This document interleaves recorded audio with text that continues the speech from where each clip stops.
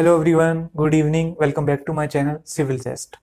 तो आज जो हम टॉपिक स्टडी करेंगे वो है ऑप्टिकल स्क्वायर का। ऑप्टिकल स्क्वायर भी एक इंस्ट्रूमेंट होता है जो कि हमारे पास सर्वे में यूज होता है to set the offset at 90 degree angle. Means ये कि परपेंडिकुलर ऑफसेट को सेट करने के लिए हमारे पास ऑप्टिकल स्क्वायर होता है। जैसा कि हमने लास्ट वीडियो में देखा था, हमारे पास क्रॉस टॉफ भी होता था। ओपन क्रॉस टॉफ से हम 90 डिग्री परपेंडिकुलर ऑफसेट सेट करते हैं। तो सिमिलरली ऑप्टिकल स्क्वायर एक अलग इंस्ट्रूमेंट है। तो अब इसकी हम बेसिकली कंपोजिशन की बात सबसे पहले करते हैं। देख सकते हैं ये हमारे पास एक एलिवेशन व्यू है इसका ऑप्टिकल स्क्वायर का। तो इसमें आप देख सकते हैं ये टू टाइप्स ऑफ मिरर्स हैं। मीन्स के दो मिरर्स हैं। ये एक सिलेंड्रिकल शेप है, इसके नीचे हमारे पास स्टैंड रॉड है। तो अब इस सिलेंड्रिकल शेप में आप देख सकते हैं ये टू मिरर्स आपको दिख रहे होंगे। तो एक होता है हमारे पास अपर मिरर जिसको हम बोलते हैं इंडेक्स मिरर, एक होता है हमारे पास लोअर मिरर जिसको हम बोलते हैं हॉरिजन मिरर। तो बेसिकली तो ये बात समझ लीजिए कि टू टाइप्स ऑफ मिरर्स होते हैं, दो मिरर्स होते हैं, index mirror and horizon mirror. अब यहाँ पे एक चीज और है कि हमारे पास जो है, एक मिनट, ये देखिए, ये जो हमारे पास मिरर है ये हॉरिजन मिरर ये हाफ सिल्वर्ड होता है और इंडेक्स मिरर फुली सिल्वर्ड होता है। अब इसका मतलब क्या है?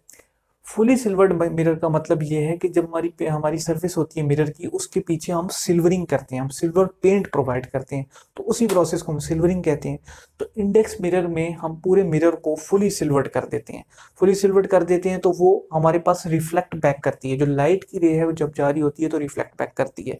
लेकिन जब यहाँ पे in the case of horizon mirror there will be half silvered mirror, means के हाफ पोर्शन को, हाफ पार्ट को हम सिल्वर पेंट करते हैं और बाकी जो है वो हमारे पास हाफ पार्ट ट्रांसपेरेंट रह जाता है। तो अगर हम इसको एक डायग्राम से समझें तो यहाँ पे आप देख लीजिए, ये अगर मैं ड्रा करता हूँ हमारे पास कुछ इस तरीके से है इंडेक्स मिरर एंड ये हमारे पास है हॉरिजन मिरर। तो अब ये इसकी बैक साइड पर ये जो मैं यहाँ पे शो कर रहा हूँ इसका मतलब है सिल्वरिंग। ये हम सिल्वरिंग करते हैं, सिल्वरिंग। तो ये होल सिल्वर्ड मिरर है, फुली सिल्वर्ड मिरर है। तो इसको हम क्या बोलते हैं? सिल्वरिंग। इसी तरीके से जब बात आप करेंगे हॉरिजन मिरर की तो इसको आप टू पार्ट्स में डिवाइड कर दीजिए। हाफ पार्ट जो है, जो लोअर पार्ट है आपका, वो आपका सिल्वर्ड पार्ट होता है और जो हाफ पार्ट है वो ट्रांसपेरेंट पार्ट होता है। तो that part is silvered, silvered. और ये हमारे पास ट्रांसपेरेंट पार्ट होता है। तो ये गाइज हमारे पास ट्रांसपेरेंट पार्ट होता है और ये सिल्वर्ड पार्ट होता है। तो बेसिकली इन दोनों के बीच डिफरेंस यही होता है कि ये फुली सिल्वर्ड होता है index mirror, horizon mirror is half silvered. अब यहाँ पे फर्दर कुछ डायमेंशंस को देख लेते हैं।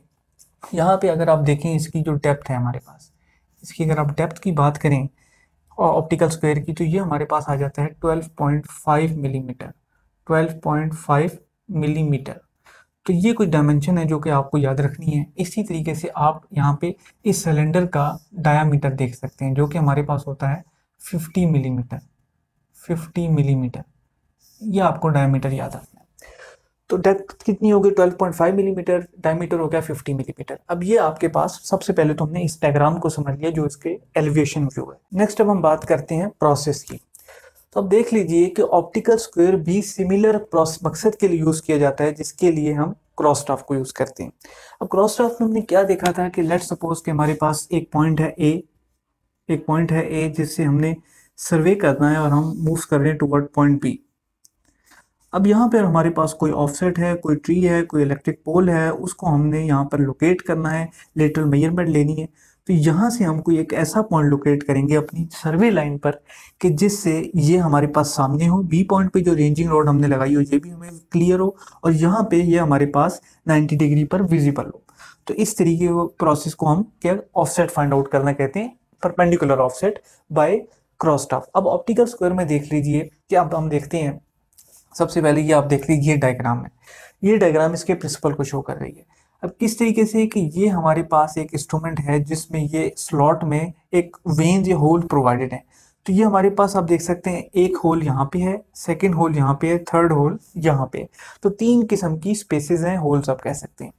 तो अब यहाँ पे हमारी आई होगी जो कि ये, और ये हमारे पास लाइन ऑफ दी साइट है। ये जो आपके पास डैश रेड लाइन है ये हमारी लाइन ऑफ दी साइट है। सो देखिए गाइस, यहाँ पर हमारे पास ऑब्जर्वर्स आई है, ऑब्जर्वर्स आई ने देखा और ये हमारे पास लाइन ऑफ दी साइट है। मीन्स ये कि हमने देखा कि लाइन ऑफ दी साइट जो है हमारे पास, यहाँ से हम देख रहे हैं और इस मिरर से, जो कि एच से हम नोट कर रहे हैं किसको? हॉरिजन मिरर को।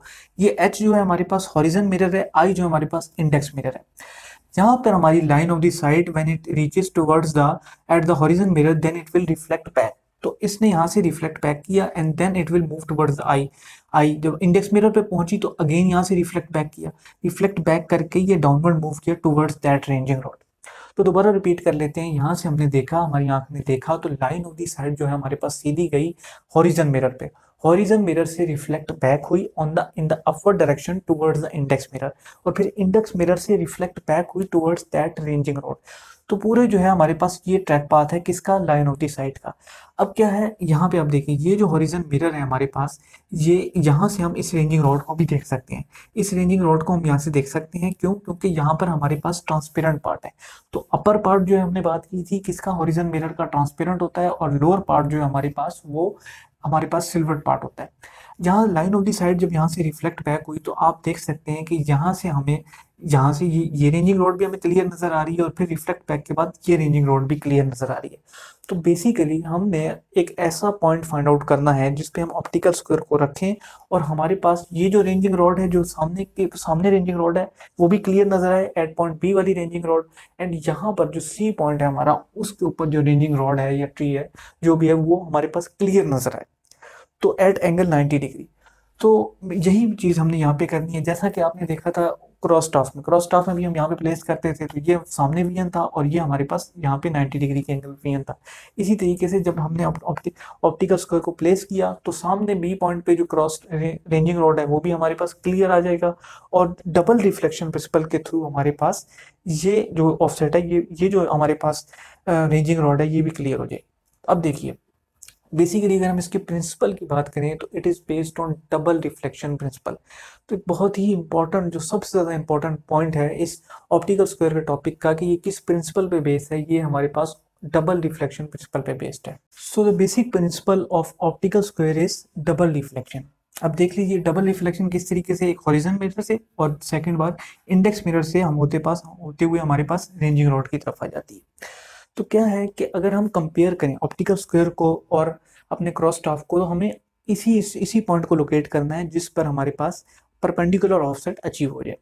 तो इन द सेम वे हम यहाँ पे लोकेट कर देते हैं। अब नेक्स्ट बात देखिए कि एक चीज़ है कि हम यहाँ पे एंगल्स को देख लीजिए। तो ये एक सिंपल सा एक पॉइंट है कि हमारे पास जो ये इंडेक्स मिरर है और ये हमारे पास कुछ हॉरिजन मिरर है। अब अगर आप इनके बीच का अगर एंगल आप फाइंड आउट करेंगे तो ये हमारे पास होता है 45 डिग्री।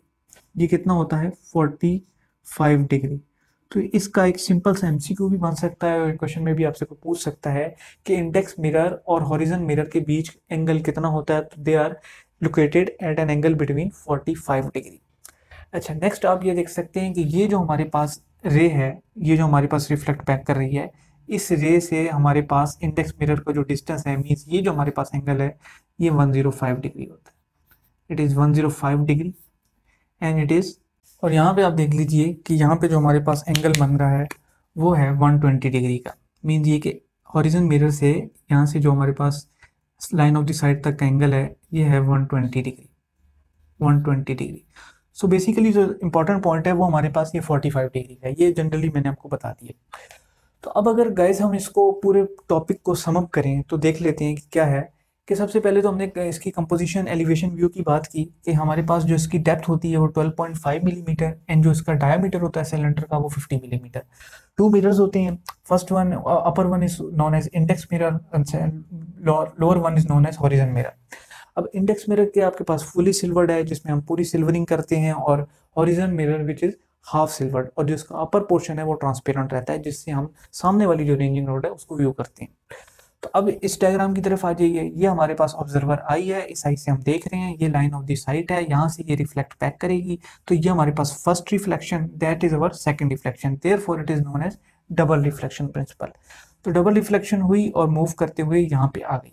तो हमारे पास एक तो हमारे पास ये रेंजिंग रॉड यहाँ पे व्यू हो गई, और एक रेंजिंग रॉड हमारे पास यहाँ से व्यू हो जाएगी जो क्लियरली यहाँ से ट्रांसपेरेंट पार्ट से हमें नजर आ रही है। एक तो रेंजिंग रॉड हमें ट्रांसपेरेंट पार्ट से नजर आ रही है, एक रेंजिंग रॉड हमारे पास डबल रिफ्लेक्शन प्रिंसिपल से हमारे पास व्यू हो जाएगी after the reflection of line of site.